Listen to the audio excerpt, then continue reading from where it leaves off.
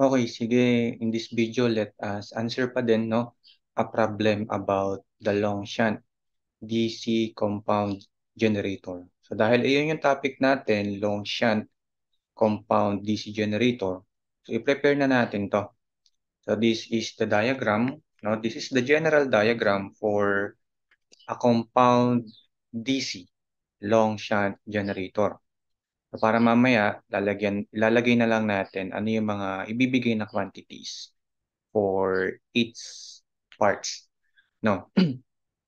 Sige, basahin natin. 4-pole lap-wound Longshan DC compound generator has useful flux per pole of 0.07 Weber. The armature winding consists of 220 turns and the resistance per turn is 0.004 ohms. Calculate the terminal voltage if the resistance of the shunt and the series field are 100 ohms and 0.02 ohms respectively. So dito pa lang, no? Dito pa lang sa sentence na to tayo siguro pwedeng maglagay ng parts sa ating diagram, no? We are calculating, now sabi sa problem, let us calculate the terminal voltage. So what will be the voltage of the load kung ang nasa series field, so ito ang ating series field, ay 0.02 ohms and yung nasa shunt naman is 100 ohms. When the generator is running at 900 RPM with the armature current of 50 amperes. So there is the IA, 50 amperes. Also calculate the output power of the generator, the output kilowatt. So, nung unang beses nating binasa yung problem, ito pa lang, di ba? The shunt resistance, the series field resistance, the armature current, and yung tinatanong, the V-load. Since involved si V-load, which is the required answer of the problem, sino nga ba sa mga formula na ginagamit natin yung mayroong V-load? And that is the KVL. So, kabisado pa ba natin yung KVL ng shunt, long shunt generator? So for the long shunt DC compound generator, the KVL is EG minus IA RA, the armature resistance plus the series field resistance minus the load voltage. And hindi na tayo maglalagay dito ng brush drop kasi wala namang binanggit sa problem. So ilalagay nyo lang yung brush drop kung merong babanggitin sa problem. Equal to 0. Therefore, solving for the load voltage, lipat lang natin siya, no? That is equal to the EG minus IA quantity RA plus RSE or the series field resistance.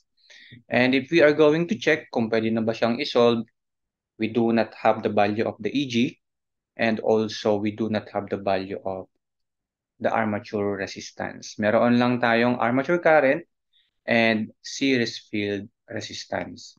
So first thing that we need to do is find the EG. No? Find the EG. So ano pa ang alam natin na formula for the generated voltage? And that is the Zipone over 60A. Z, number of poles, flux, speed over 60 times the parallel path. So walang binanggit dito about the parallel path, no? Kaya i-take note natin dito sa ilalim. So for the parallel path, i-assume natin na meron pala. So merong binanggit dito na lap wound. Pero hindi binanggit kung simplex, duplex, tama? Hindi binanggit, no? So assume natin na simplex lap wound. So mamaya gagamitin natin siya. Okay. Next, list down natin what is the value of the Z, what is the number of poles, ano yung flux na gagamitin, and also what is the speed of the generator so that we can solve for the generated voltage. So sabi dito, sige, basahin lang natin, a 4-pole DC compound generator has flux of 0.07 Weber. And then the armature winding consists of 220 turns and the resistance per turn is 0.04. So from the number of turns, we can get the number of conductors. Ito, since we have 220 turns, let us convert the number of turns into the number of conductors, and that is 2 conductors sa loob ng isang turn. Conversion natin yan. If there is a given term, pwede ninyong makuha yung number of conductors. So by ganyan, by multiplying 2. So ibig sabihin, we have the number of conductors na 440 conductors. Next, ano pa? The number of poles is 4. Ito pala. And lastly, for our speed given 900 RPM. So let us now solve for our EG, generated voltage, no? So again, no, we cannot proceed in answering the terminal voltage kung wala pa ang ating EG and also the armature resistance. Okay, finally, let us solve for our generated voltage. So the Z is 440, the P is 4, the flux is 0.07, and then the N is 900 RPM over 60A. So take note pala natin, ang A natin dito is the multiplier times the number of poles kasi nakalap. So assume natin na simplex, kaya 1, and then the number of poles is 4. So this will be 1 times 4 para sa ating parallel path. So 440 times 0.07. So kinancel ko na yung 4 kasi merong numerator and denominator. Divided by 60. 462. So 462 ang ating EG. So next,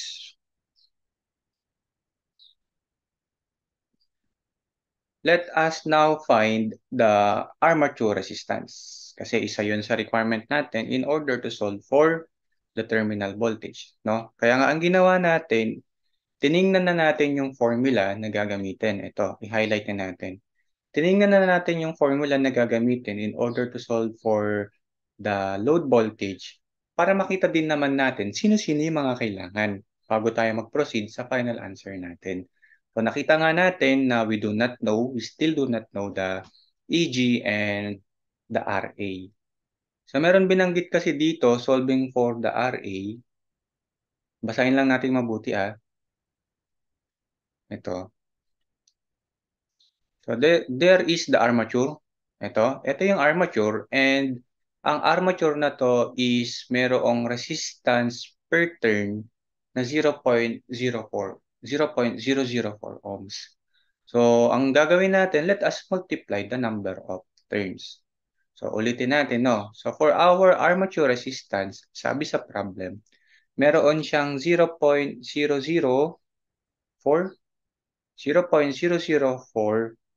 ohms per turn. Siyempre, di ba, ang nag-iisang unit natin for the resistance is ohms. So, kailangan mayroong mag-cancel na turns dito. And that is the number of turns ibinigay sa problem. 220 turns. So that, magka-cancel out na yung number of turns natin, leaving us the value of the armature resistance. Kaya 0.004 times 220. So the armature resistance is 0.088. 0.88 ohms. We must also take note din pala, no? Since we consider these 220 turns as the kabuuan ng ating generator, so itong resistance pa na to, 0.88 ohms, hindi pa iyan yung gagamitin natin as the RA. Burahin muna natin to. So let's say na lang, so pangalanan na lang muna natin siya ng R of the conductors. Diba? Kasi from the 220 turns, nandoon yung 440 conductors. Ang total resistance ng 440 conductors na yon ay 0.88 ohms. So bakit hindi pa natin siya gagamitin as the value of the RA? Kasi kung mapapansin ninyo, di ba, we solve for the EG na kung saan nakadivide yung number of paths, parallel path, letter A. So dapat ang gagamitin din natin na value of the armature resistance is kung ano ang value ng resistance sa parallel path. So let's say ganito na lang, no? Since we have A, di ba, we have the parallel path which is equal to 4. Hatiin muna natin sa apat na parallel paths yung resistances. So, ganito siya, 0.88. So, parang ganito yung magiging figure natin, no? Sa ating armature, this is the first path, the second path, the third, and the fourth path, no? Hatiin natin yung 0.88 ohms. Kumbaga, di ba, si 0.88 ohms kasi, ayan yung kabuuan nung wire natin or nung ating winding. So, 0.88 divided by 4 is 0.22. So, meaning, ito yon 0.22, 0.22, 0.22, and 0.22. So, dinistribute natin yung apat na 0.22. So, bakit hindi pa tayo nag-solve using parallel solution? Ulitin natin, no? Kasi si 0.88, imagine ninyo, ganito siya. Diba? Isang mahabang wire, si 0.88. Ang ginawa natin, hinati natin sa apat, si 0.88, tapos i-connect into parallel. Kaya, dinivide muna natin by 4. So, therefore, ang RA natin, no, yung RA natin is equal to, this is our armature, no? Sa armature natin, there are 4 paths, there are 4 parallel paths. And for the total resistance, that is 0.22 raised to negative 1 plus 0.22 raised to negative 1 plus 0.22 raised to negative 1 plus 0.22 raised to negative 1 raised to negative 1 because that is our parallel path. So 0.22 raised to negative 1 plus 0.22 raised to negative 1 plus 0.22 negative 1 plus 0.22 negative 1 raised to negative 1. Our armature resistance is 0.055. So 0.055 ohms. So again, bakit natin hindi muna ginamit si 0.88 as the resistance of the armature? Kasi nakuha natin si 0.88 by considering the whole conductor, diba? The whole value of Z. Diba? Si 0.88 ohms para yan sa lahat ng conductors. Pero kung i-consider natin yung itsura ng armature natin, yung 440 conductors na yon nakahati pa sa apat na parallel paths. Diba? Yung value ng A natin, the parallel paths. Kaya si 0.88 na dating isang mahabang wire, di ba, by our representation, hatiin muna natin sa apat, and then tong apat na to, i-connect natin in parallel. Kaya si 0.88, naging 0.22 muna yung bawat isa, and then yung bawat isang 0.22 na yon, kinonnect natin in parallel. And that is the time na isolve na natin what will be the armature resistance. Kasi ayun na yung itsura ng ating armature. Okay? Since we now have the value of the armature resistance, let us now solve for our terminal voltage or the line voltage, the load voltage. So, kabisado natin. Sige, balikan lang natin yung kulay green. That is EG minus IA times the quantity of the resistance.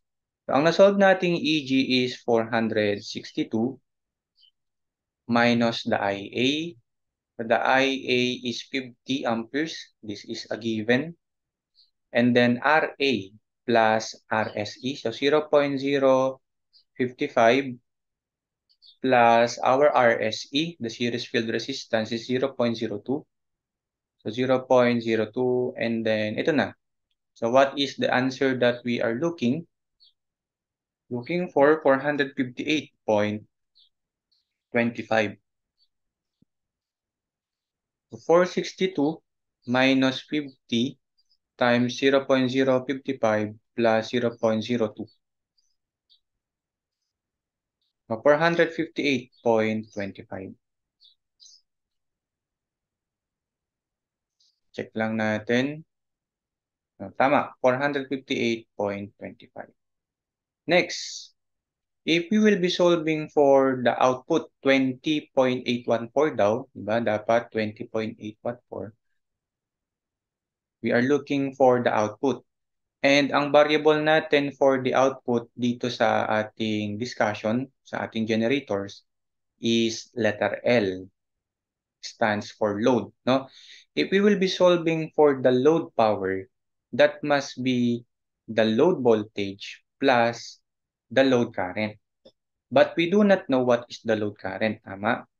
And dito papasok ngayon yung KCL. Di ba? Napansin ninyo, hindi pa tayo gumagamit ng KCL sa video na to. So, ano ba ang KCL natin sa shunt generator, kahit sa long shunt? The IA is equal to the IL plus the I shunt.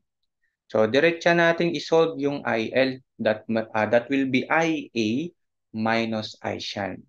So, the IA is 50. Ma-minus natin yung V over R nung shunt natin. So, the V over R of the shunt is the VL over 100. Di ba? Property ng shunt natin. Kung ano ang VL, ayun na din ang V shunt. So, the VL na nasolve natin is 458.25 over, sorry, nakalimutan ko ulit, yung R shunt, 100. So this is our load current. So 50 minus 458.25 over 100. So 45.4175. Sige, sulat na lang natin munang buo. Okay, let us now solve finally for our PL. The VL is 458.25 and our IL is 45.4175. Multiply na lang natin yung answer for 58.25. So 20.812.5 or 20.813. 20.813 kilowatts na natin. So these are the two answers. 458.25 and 20.813. So, tama, 20.814 dito.